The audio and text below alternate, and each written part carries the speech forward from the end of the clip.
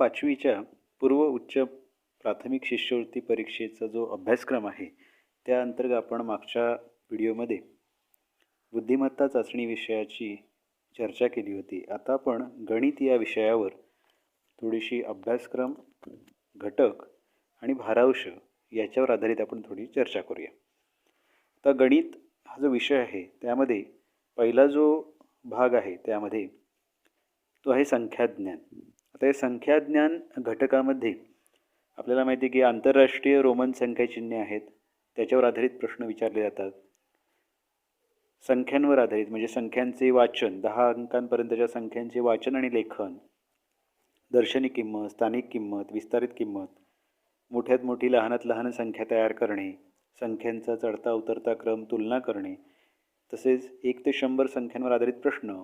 यामध्ये सम, विषम, मूळ, जोडमूळ, सहमूळ, संयुक्त, त्रिकोणी आणि चौरस संख्या अशा उपघटकावर आधारित प्रश्न विचारले जातात आणि याला 12% भारांश दिलेला आहे. त्यानंतर संख्यांवरील ज्या क्रिया असतात त्यामध्ये बेरीज, वजाबाकी, गुणाकार, भागाकार, पदावली, तसेच संख्यांचे विभाजक, अवयव त्याला आपण म्हणतो विभाज्य, 1 ते 10 पर्यंतच्या विभाज्यतेच्या कसोट्या या घटकावर आधारित आपल्याला प्रश्न विचारले जातात. त्यामध्ये बेरीज किंवा हज्जाची बेरीज याच्यावर आधारित उदाहरणं, मग त्यामध्ये 7 अंकी संख्यांपर्यंतची बेरीज, शाब्दिक उदाहरणं त्यावर विचारली जाऊ शकतात. तसेच वजाबाकीमध्ये सुद्धा 7 अंकी संख्यांपर्यंतच्या वजाबाकी, त्यामध्ये हज्जाची वजाबाकी, शाब्दिक उदाहरणे विचारली जाऊ शकतात.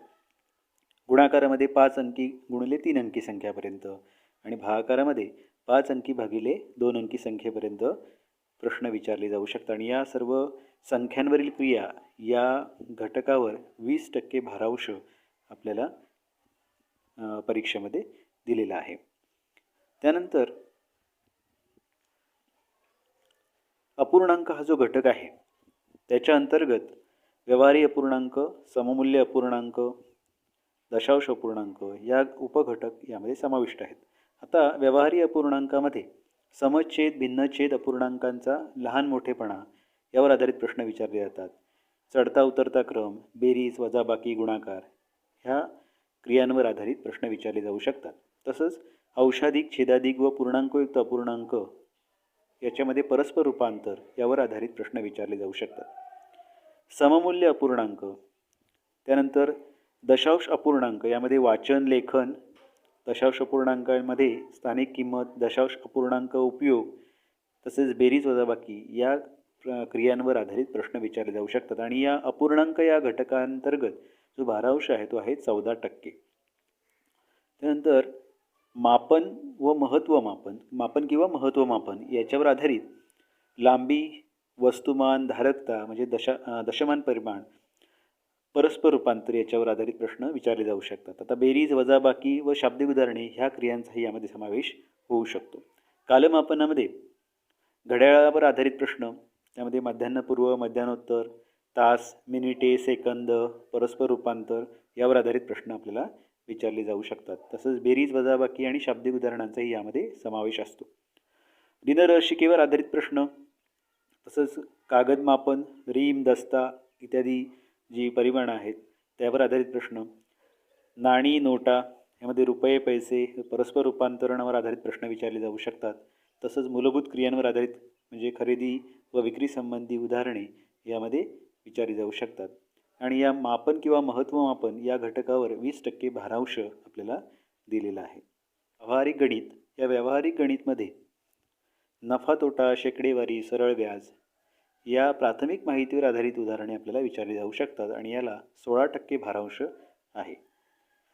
त्यानंतर भूमिती या घटकावर आधारित घटकांतर्गत कोन व त्यांचे प्रकार, समांतर व लंब रेषा, त्रिकोण, चौरस, बाजू, शिरोबिंदू, वर्तुळ, त्रिज्या, जीवा, व्यास, केंद्र, परिघ, अंतर्भाग, बाह्यभाग, वर्तुळ कंस या वर्तुळाच्या घटकांवर आधारित प्रश्न आपल्याला विचारले जाऊ शकतात.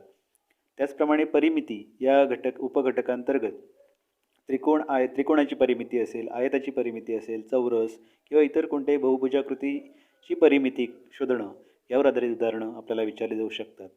क्षेत्रफळामध्ये आयत आणि चौरस यावर आधारित क्षेत्रफळावर आधारित जी उदाहरणं आपल्याला विचारली जाऊ शकतात.